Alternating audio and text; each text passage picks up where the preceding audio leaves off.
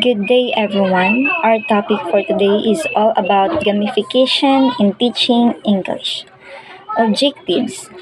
In this lesson, you will able to define gamification, apply gamification in teaching English, and suggest way to improve teaching using gamification.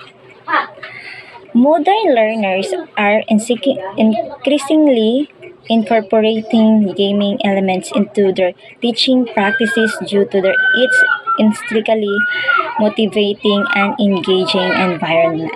So, ang gamification, kay grabe gid siya ka-importante sa pagtudlo. Kay para mas ma-engage ang mga student ug mas ma-motivate sila nga mo participate sa klase. Gamification. In terms, gamification integrates game mechanics into non-gaming scenarios, incorporating badges, ranking, and celebrating winners in education. Teachers use four core game elements for effective use. So, gamification is not as simple as handling the learners a game to play. The teacher must carefully structure the classroom in order for the game elements in the classroom to be more effective to the learners. Engagement. Games are naturally engaging. The most successful games are the ones that are really engaging to the players. This is because games provide the players with clear goal to reach and a compelling game to accomplish this goal. So as a future educator, we can use games as a way to engage students and make learning more interactive and fun and improve their particular skills. So the next one is opportunities for practice. Games provide the players with opportunities to practice what they have learned in the past and let them apply these learnings in a new creative ways. So this can even include rote activities that have been employed in new gameplay scenario. For the continuation, assessment in gamification refers to the process of evaluating a player's progress, skills, and performance within a game or gamified system.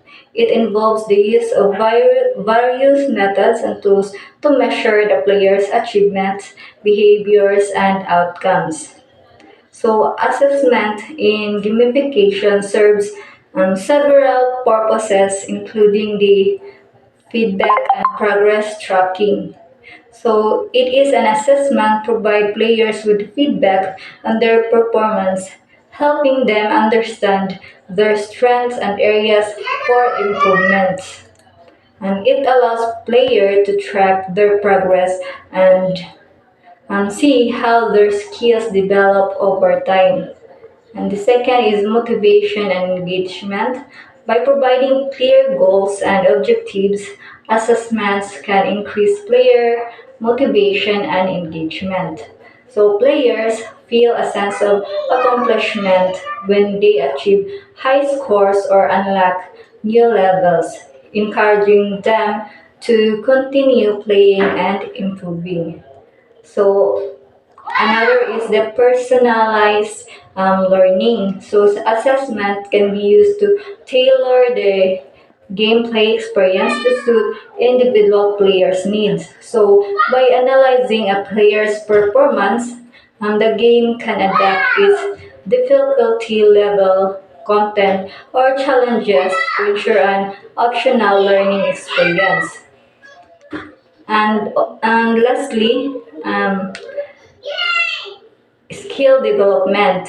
So, assessment helps identify areas where players may need improvement, allowing them to focus on developing specific skills. And by providing targeted feedback and challenges, gamification can effectively promote skills acquisition and mastery. So overall, the assessment in gamification plays a crucial role in enhancing player engagement, motivation, and learning outcomes by providing feedback, tracking progress, and promoting skill development. So also, in feedback, In gamification, it refers to the information and reinforcement provided to players during a game experience. So it plays also a crucial role in motivating and engaging players. And it also guides their progress and enhancing their learning and performance. So feedback in gamification serves also multiple purposes. So the first is progress tracking. So Um, feedback allows players to track their progress and understand how far they have come in the game. So it provides a sense of accomplishment and satisfaction, motivating players to continue playing and striving for further success. And the other is reinforcement. So feedback reinforces desired behaviors and actions by acknowledging and also rewarding players for their achievements. So it can be in the form of points, badges, levels, virtual currency, or other words that signify progress and success.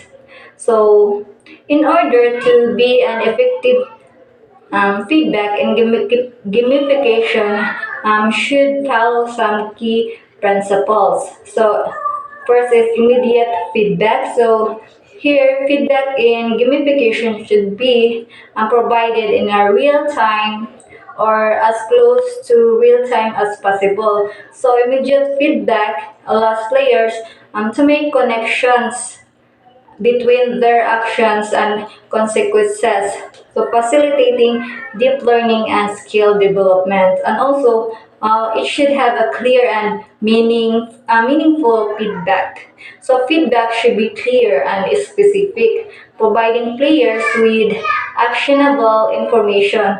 So it should be indicate why a certain action or behavior was successful or unsuccessful rather. So guiding players towards more effective strategies. So overall, effective feedback in gamification enhance player engagement, promotes learning, and provides a meaningful game experience.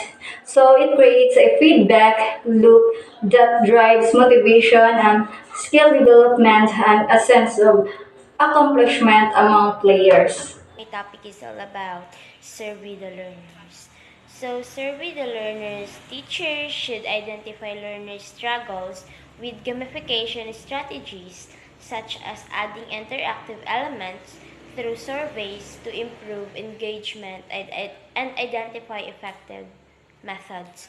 So, uh, survey learners is all about teacher understand the students' diverse learning needs and standards. So, by you need also to survey the learners to be able to know what are their weaknesses and their strength, because by that mabalaan nimo og asa sila bitaw ilahang weakness and asa ilahang strength.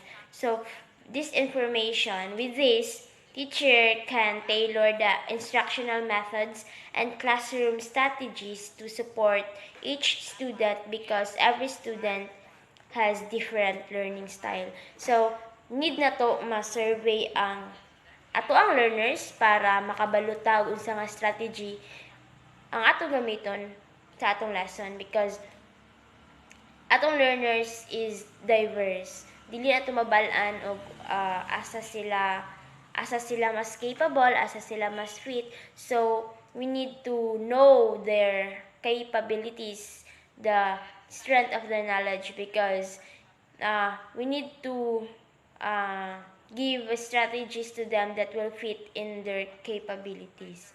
So, for example, no, katubitang when we were in high school, teacher asked us to answer uh, a form to know what unsa do kuno ang amo ang uh, unsa mo ang level sa knowledge, or unsa ba na siya. For example, bita atong form may fill up na mo para mabala nato if we are kinesthetic person, auditory person, o visual katong mga nato bitaw. So, Inato ginapasurvey to sa tuang teachers is para mabalaan nila og unsa ta og unsa nga og unsa to ang kaya o unsa nga strategies nga gamiton sa teacher because teacher would not be give us strategies to the I will give not teacher will not give strategies to their learners if dili fit sa ilaha because the learners wouldn't understand or dili nila ma-feel og unsa ang mga ginalasan sa teacher because dili man sila dili nila makatch up ni teacher ang attention sa learners because ang strategy nga ginagamit is dili bitaw kanang fit sa ila. So dapat mabala na to ang ato ang learners ug unsa ang ilahang weaknesses ug strength. Then sa second is define the learning goals. So gamifying learning involves assigning clear learning goals to learners, allowing them to understand concept and skills and enable to efficient work. Teachers can structure lessons to meet their goals, enhancing to the learning experience. So, learning goals is to make the direction of learning clear to student and the teacher. So, as we all know nga, when we were creating lesson plan, there is always an objectives. So, dapat ang objectives is ma-meet nato sa tuang lesson plan. Dapat kay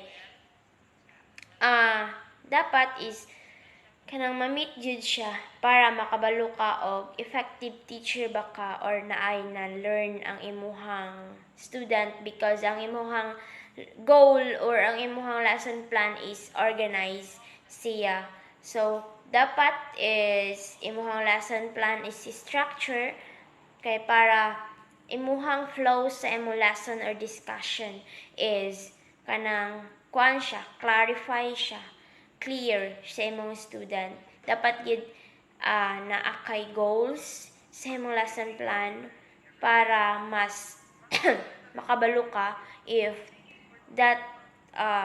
imuhang learners is nakatuon sa imong lesson plan. So that's why we need to define our learning goals. For example, to our lesson plan, dapat we meet our learning objectives so that we can call effective teacher or the learners should be able to understand your lessons because it's organized.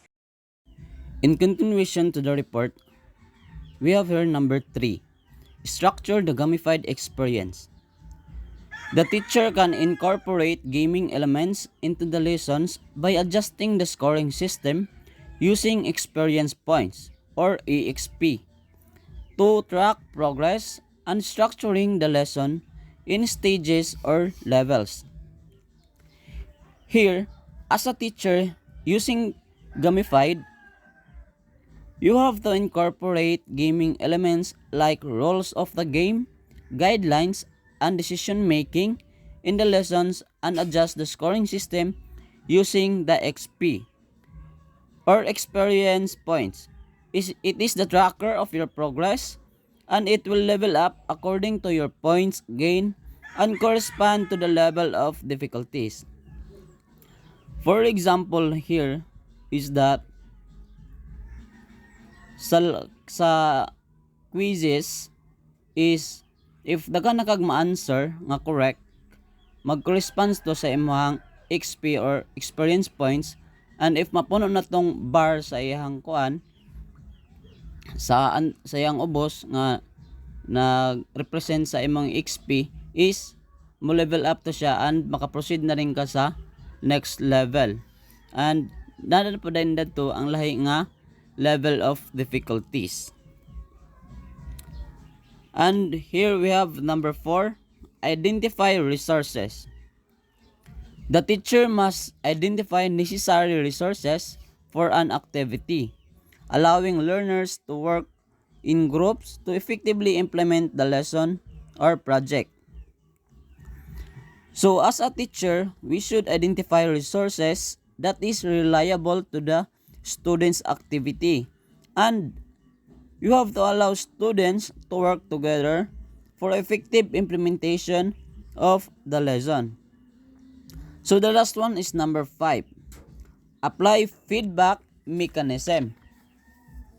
Gamification of learning involves structuring lessons to visualize progress and provide immediate feedback paired with rewards like praises, stars, or stamps to enhance the learning experiences. So there is a apply feedback mechanism is nag-involve ni siya organizing the lessons and visualize progress of the learners. And of course, ang gamification is mag-provide og immediate feedback. For example ani is kung sa quizzes 1 to 10 and nakakuha kag scale of 8/10 is maghatag na dayon ang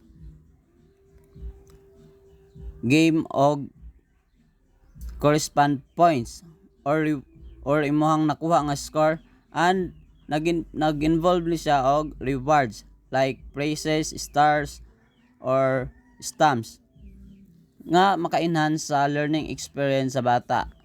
Kay if mag-quiz ang bata 1 to 10 and nakakuha siya 8 is nay makatatak dagto nga rewards nga very good.